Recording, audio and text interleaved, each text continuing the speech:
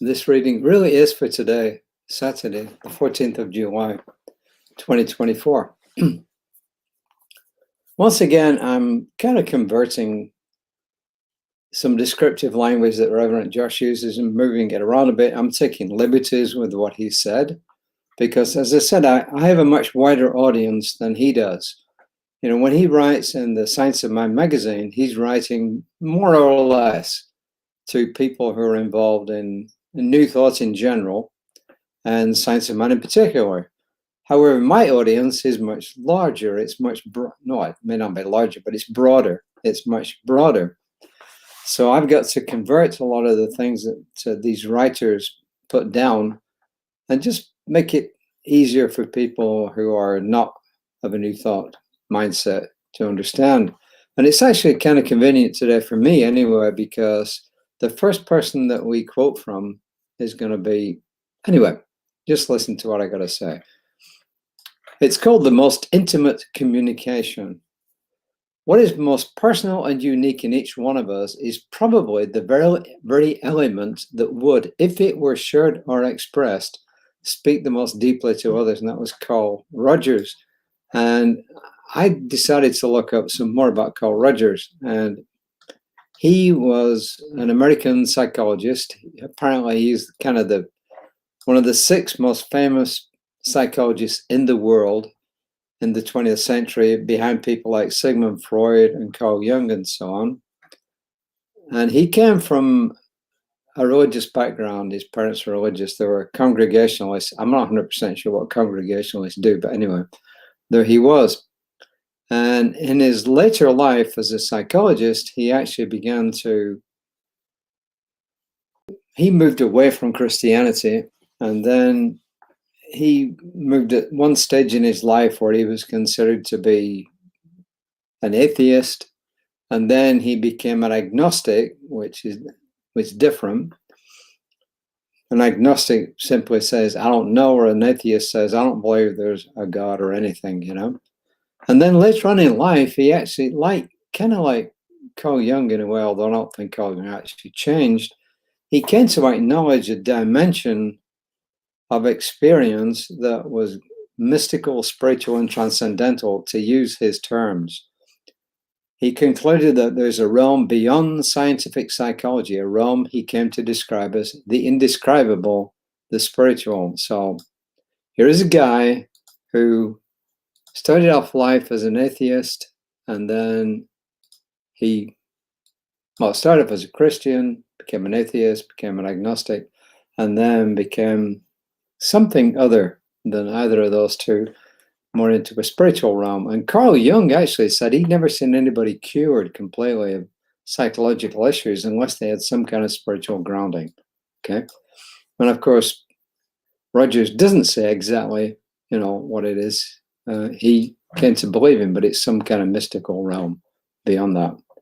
And the other thing I want to point out is that this reading today is primarily about prayer. And prayer's got a lot of different meanings. It means something different to every single person on the planet. To a lot of people, it means praying to a God who's like a superhuman being, like a Zeus figure, if you like, or maybe a greater Zeus figure, a more infinite Zeus figure. Or to others, it means simply praying, knowing that something is hearing our prayers and will answer them. And to others, it's just like a knowingness that there is some energy field out there to which we're connected, which will actually get changed and bring about results as a result of our convictions. So take your pick. Probably religious science of mind is along the lines of there is a superhuman force that is all there is, that's greater than the universe, but to which we're intimately connected, and that when we, with conviction, put words and feeling together, that we can actually produce results in the physical realm. And if you want to look at it in terms of, so the field, then what that will be, it will be a quantum collapse. So in other words, there's something existing in the field, which is existing as a waveform, and then when consciousness focuses on it, it changes from a waveform to actually a particle, and then it comes into existence in this plane of existence. So take your pick. But this is Reverend Josh talking. So just remember that as we go through this, we all have different ideas, not only of what God might or might not be, but what prayer is or might not be. So have an open mind, whatever side of the spectrum you're on, or part of the spectrum. I guess the spectrum doesn't have sides. Whichever part of the spectrum you're on in all of this, be open and just see, well, how does that apply to me? Does it change the way I think about prayer, about some greater force out there? Holmes said, whatever intelligence we have is this spirit in us. Prayer is its own answer. So in other words, that we are just channels for some kind of infinite energy that comes through us. And that when we put thought and feeling together and produce something, it's actually this invisible force producing its own answer. Anyway, he goes on to say, as a religious science minister, I get to train practitioners. One of my favorite things is to watch practitioners in training as they begin to pray out loud. This is challenging for most of us. We've heard someone pray poetically and emphatically at church on Sunday morning and thought to ourselves, I could never do that. I'd never spoken in that way before. Not just in such awareness of the divine, but with such clarity of conviction.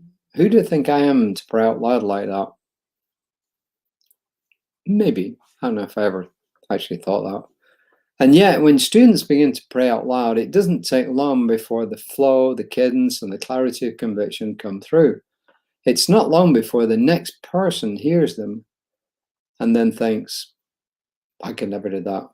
So just as an aside here, prayer in this sense is a knowingness that something is going to pass, something's going to happen.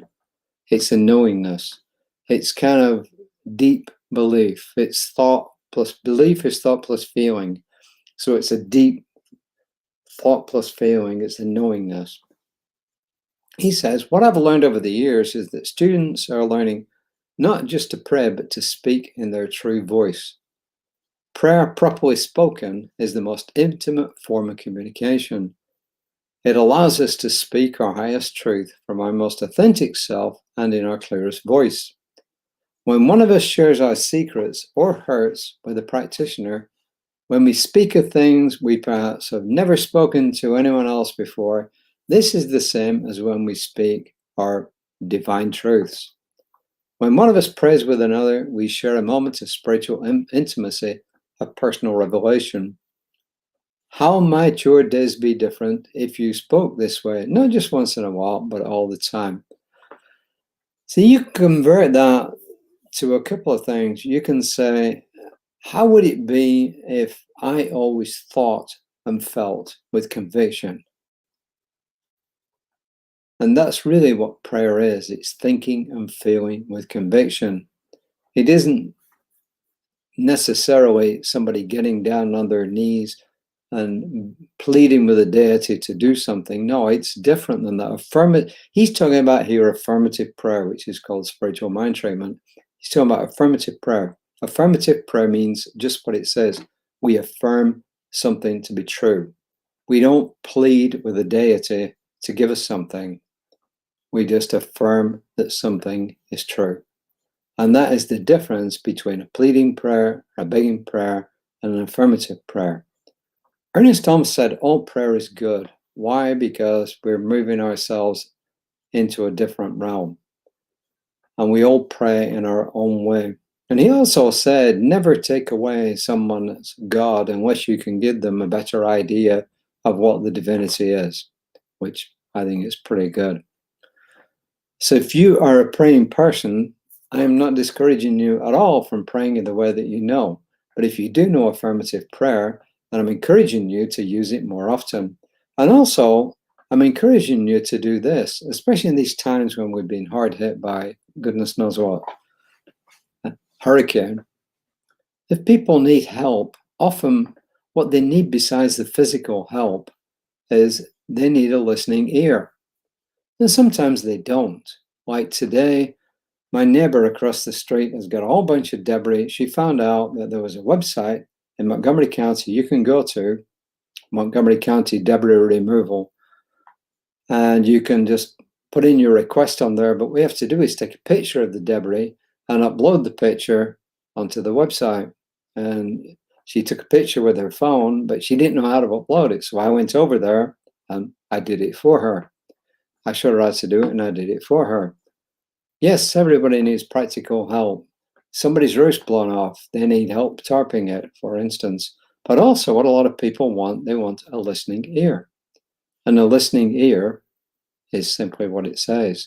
So oftentimes when we, quote, pray, unquote, with another person, we're going to do affirmative prayer, we have to know what they want. And the only way we can know what they want is by asking them, having the good sense and the discipline to let them speak, and then having the common sense to clarify what they're saying to make sure it's right. And that's what I do in mediation. It's as simple as that. If I understood you correctly, is this what you're telling me? And that in itself can be life affirming, and it can change somebody's life just because somebody listened to them. You know, when I was a teenager, I was part of a church crew that went around to old people's houses. And oftentimes all they wanted to do was have us sit there and listen to what they had to say. Sometimes they needed actual money, they needed fuel. At that time up there, it was coal for their furnaces and their fires and so on. But oftentimes they just wanted a listening ear. And that, to me, is prayer. Providing a listening ear to somebody means prayer. So you define out what you want, but this is my definition. If you want to know any more, I'm going to shamelessly plug once again our class coming up on the 22nd. It's about affirmative prayer. It's called Spiritual Mind Treatment, but it's about affirmative prayer. There's a book that goes with it called 5 Steps to Freedom. Why? Because there are 5 steps in spiritual mind treatment. Sometimes more, sometimes less, but most people use 5 steps. It's a good class. If I weren't teaching it myself, I would say it's a good class. The affirmation, he says, is, today I speak in prayer my truest voice, my most authentic expression of what I believe. Today I speak in all honesty, my truest voice, my most authentic expression of what I believe. Well, that's my stuff for today. Reverend Lisa, I don't know if she'll be on tomorrow morning. She's trying, but hold her in your thoughts. If you believe in affirmative prayer, just do it for her. Just know that her power comes back on soon. She is still without power at home. In order to record tomorrow's service with the Reverend Jesse Jennings, she had to go to our spiritual center and work from there because she could at least get Wi-Fi from there. But anyway, so that's all I got to say. She may or may not be back on tomorrow morning, but you will know if she is. You'll get that little message that say, Reverend Lisa Ryan is live. And then at 11 o'clock, our service has been recorded already, or our talk has been recorded, Reverend Jess's. You'll get a notice.